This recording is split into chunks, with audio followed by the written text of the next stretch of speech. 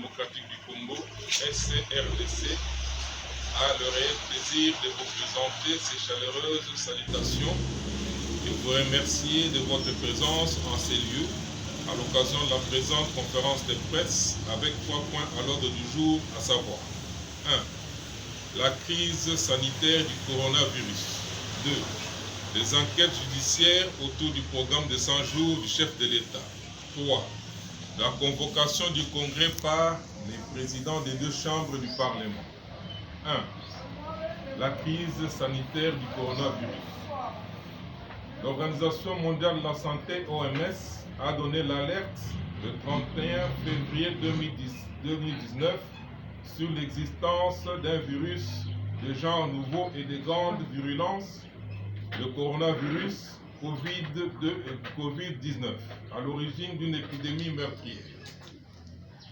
Ce mal s'est rapidement répandu à travers le monde et n'a pas épargné la République démocratique du Congo, où l'alerte sur les premiers cas confirmés a été donnée par le ministre de la Santé en mi-mars 2020. Dans son premier discours, le 18 mars 2020, le président de la République démocratique du Congo a attiré l'attention des Congolais sur le degré de dangerosité de la maladie et a pris en conséquence une série de mesures sur base des conseils des professionnels de santé. Le 24 mars 2020, Kinshasa est mis en quarantaine et la commune de la Gombe confinée du 6 avril au 20 avril 2020. Au 15 avril 2020, la RDC comptait 254 cas confirmés, 21 décès et 21 cas de riz du Covid-19. Qu'à cela ne tienne, la population reste le catalyseur du système économique basé essentiellement sur la production et la consommation.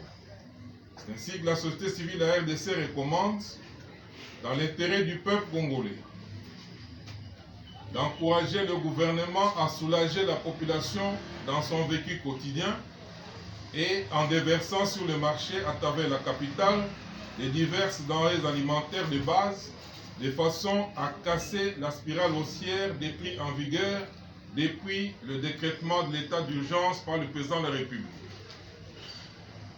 La société civile invite le gouvernement donc à faciliter la paie des fonctionnaires pour les aider à faire face aux conditions imposées par le confinement, qui du reste est à poursuivre jusqu'à l'éradication de la pandémie. La société civile de la RDC invite enfin le gouvernement à annoncer à l'avance le programme de déconfinement des zones isolées pour éviter une normalisation anarchique de la vie économique et sociale. 2. Les enquêtes judiciaires autour du programme de 100 jours du chef de l'État.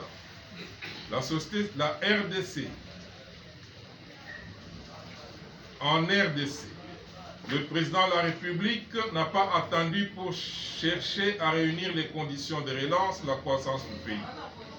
En effet, outre la reprise du programme avec le Fonds monétaire international, la Banque mondiale et d'autres opérateurs ou institutions financières, le chef de l'État a fait de la lutte contre la corruption, le détournement des deniers publics et la fraude fiscale ses priorités pour financer le développement du pays dans le cadre de sa vision politique, le peuple d'abord. C'est ainsi que pour poser les jalons d'une économie autocentrée au service du Congolais, le président de la République a lancé en mars 2019 le programme de 100 jours, une série de travaux multisectoriels censés symboliser le renouveau dont le pays avait besoin. Malheureusement, l'enlisement constaté dans l'exécution des travaux a laissé planer des lourds soupçons de détournement des fonds, si bien que le chef de l'État a demandé aux nouveaux magistrats nommés en février 2020 d'ouvrir des enquêtes sans égard des positions ni des situations de quiconque. C'est ainsi que plusieurs interpellations des mandataires publics et privés impliqués dans ces travaux ont eu lieu. pour finalement déboucher sur l'interpellation du directeur de cabinet du chef de l'État, notre compagnon de lutte, mis en exergue par le parquet général près la cour d'appel de Matete. La population a soif d'en connaître toute la vérité, car c'est ce dossier qui a fait couler beaucoup d'encre. La justice doit donc le vider et le clore. Et il servirait d'exemple phare à la lutte contre les antivaleurs, tout en préservant le principe de présomption d'innocence, ainsi que les autres droits garantis par la Constitution. La société civile RDC encourage par ailleurs la justice à poursuivre avec la même ardeur les débiteurs du FPI et autres dont on entend impatiemment l'interpellation. La société civile RDC dénonce avec vigueur la manipulation de certaines ethnies par les hommes politiques véreux